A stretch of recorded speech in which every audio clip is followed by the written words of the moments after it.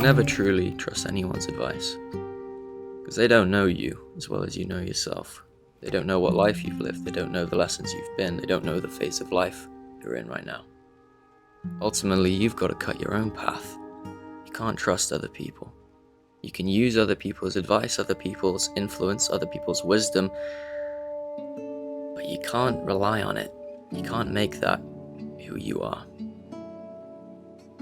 When I told my grandma that I really wanted to make YouTube videos and give people life advice, the first thing she said to me is, "You're not qualified. Why would people listen to you? You don't have 20 years of experience giving advice. You're not a psychologist. Why should they listen to you?" And it got me thinking at first, yeah, why would anyone listen to me? What do I have? Like, what qualifications do I have? And then I started to think, I listen to other people all the time that don't have qualifications, and I believe in them. And I honestly realized that I often model my behavior off of the people that I want to be like. And I realized that we trust people. We trust the people that we align to. I align to certain influences and what they say. I relate to them, and that builds trust. So I said to my grandma, I'm qualified to tell my point of view. I've lived my own life. I can give people my perspective. The people that I want to talk to, the people I want to try and help and give advice to, they're people, they're human beings. You know, they're like friends. They're not clients. I'm not here to give my professional opinion. I'm here to give my personal perspective. All I want to do is teach people my perspective. All I want to do is try and help you out by telling you what you're capable of and remind you of the things that you could be or the things that you've forgotten, things you already know. Ultimately, you need a code. You need a code of ethics, you need a moral code, you need philosophies, and you get that through other people's influence. So don't disregard other people's lessons, because they are useful. You just got to make sure that they apply to you in your life, because influencers, the big influencers, they're incentivized. Their beliefs are partial. You know, they're playing a character. Like Andrew Tate, for an example, he's playing the character of Top G, #1 world champion kickboxer whose unmatched duplexity makes him a fearful opponent in any realm of human endeavor. That's the character, my friend. That's not the true Andrew Tate behind closed doors. That's who he is on camera. The attitude he gives is marketable. That's why he's so rich, because he's playing a character that people are entertained by, that people are inspired by, that people model. And then people don't understand what I'm saying in this video. They think that it's realistic for them to be Andrew Tate and be like that because that's who they think he is. But it's not. Sure, I think the advice that he gives, he does believe in. Like, that's not what I'm saying. I'm just saying it's exaggerated, so you got to take it with a grain of salt. It's dangerous. It's profitable to give advice and to educate, because most of the time the advice that we give is attached to emotion, and that's how we know whether or not that advice is good. Because if you take the emotion out of it and you still agree with the advice, then you know that it's good advice. You know that it's worth adding to your code. For example, when a self-improvement influencer makes you feel angry, makes you feel insecure, and then gives you advice, you're more inclined to believe what they're saying because you're emotionally charged. It's emotionally charged advice. They're using emotional leverage and disguising it as wisdom. So if you take the emotion out of it, if you breathe and stop thinking through your emotion mind and actually listen to what the person's trying to say, when your mind is clean, that's when you can truly judge whether or not it's worth listening to. Because most of the time, a lot of the advice people give is bullshit, you know? If you think back to when we were kids, we used to model our behaviors and model our character off of the people that we hang around with, our friends. You know, like our friend group, you're all the same usually, because we're insecure in ourselves. We don't know who we are yet. And that's why years later, when you watch self-improvement videos or you take advice, usually it comes from uncertainty of oneself. You don't know who you are yet. You're still forming, and you want other people to tell you who you are. And that can be dangerous. You gotta ask yourself, what problem did this solve for them in that phase of their life? For example, if somebody is teaching you their lessons on relationships whilst they're going through a heartbreak, then their opinions might be tainted by the sadness and the despair and the misery they're going through because they're heartbroken. But if you compare that to a person who's in a healthy, loving relationship, that advice would be different, but then it could come from the same person at just two different times in their life. So you've got to ask yourself, what stage of life are they in, and does it reflect where I'm at? There's a phrase I've come up with that I want you to remember. Extract principles, not personalities. Like I said, most advice is emotionally charged, and it's used as leverage to keep you engaged. And you only believe in it when you're uncertain about yourself. When you decide you want to go all in on a person and listen to and follow what they're saying completely blind, and turn your brain off and just listen to what they're saying, you got to be careful of that, because you might end up turning into just a clone of them. You might lose the one thing that makes you unique, and that's you. You can't buy into that crap. If you do find yourself going all in on one person, know that it is because you're uncertain of yourself. To talk about this more positively, I want to go back to 2024, the start of my self-improvement journey, when I was just starting. I was watching a lot of Hamza, and I have so much respect for Hamza. I really like his videos, but I was in a stage of life where I was truly lost, and I was truly insecure in myself, and I really didn't know. I really didn't have a lot of direction. So, and I wasn't fully formed yet. It was okay for me to blindly take his advice, because I was still learning.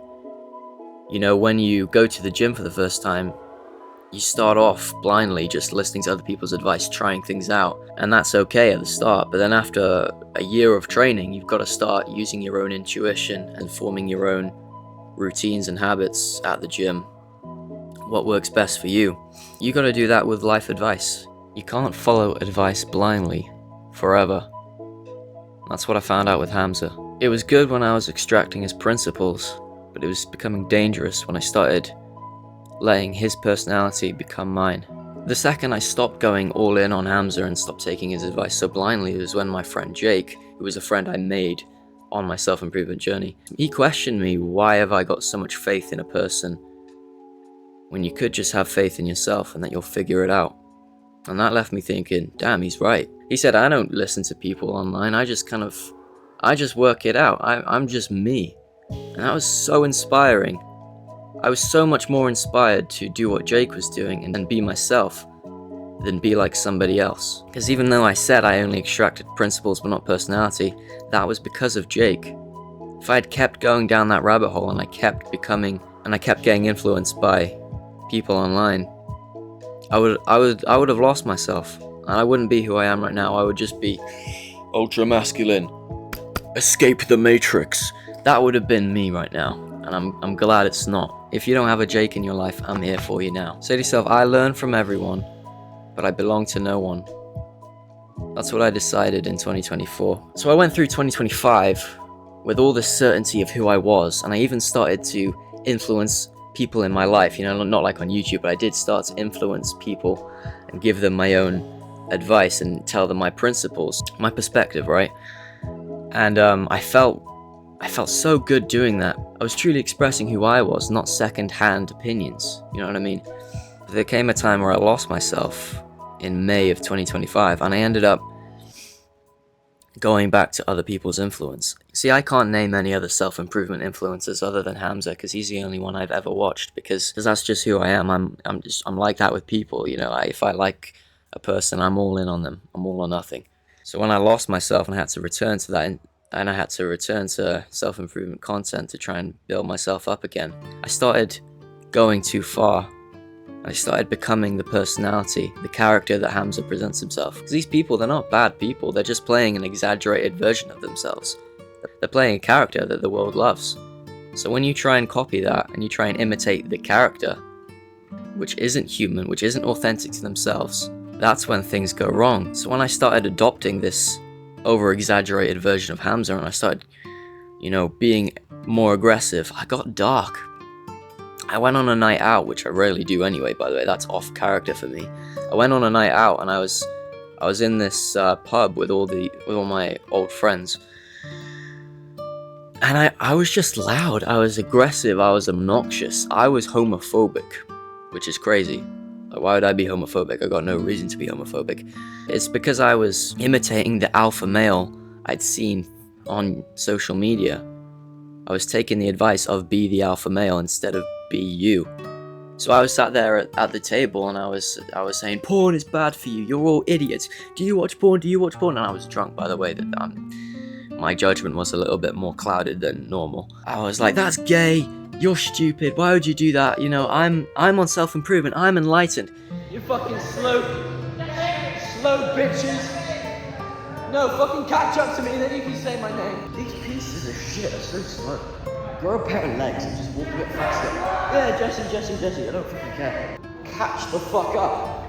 All of this stuff, it's embarrassing. Like, why was I doing that? And it's because I took it too far and I was starting to take someone's unauthentic personality from a character that they've created, and I started embodying that. The only way I could describe the realization I came to afterwards was in Spider-Man 3, when Tobey Maguire realizes that the symbiote is ruining him and turning him evil.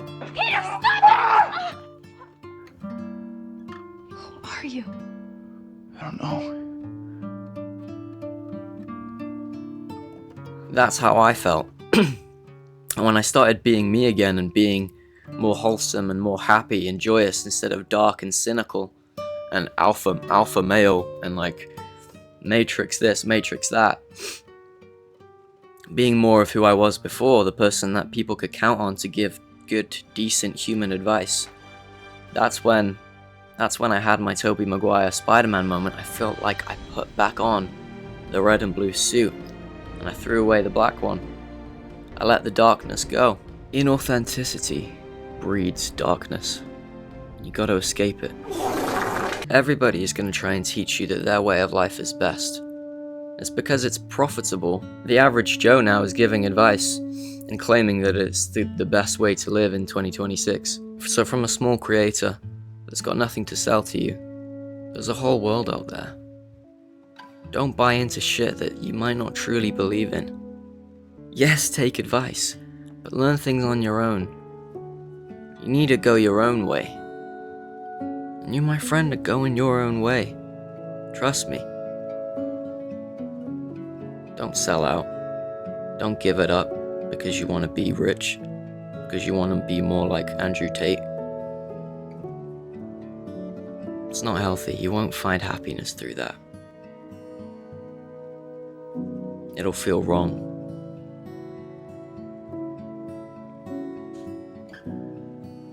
Be you.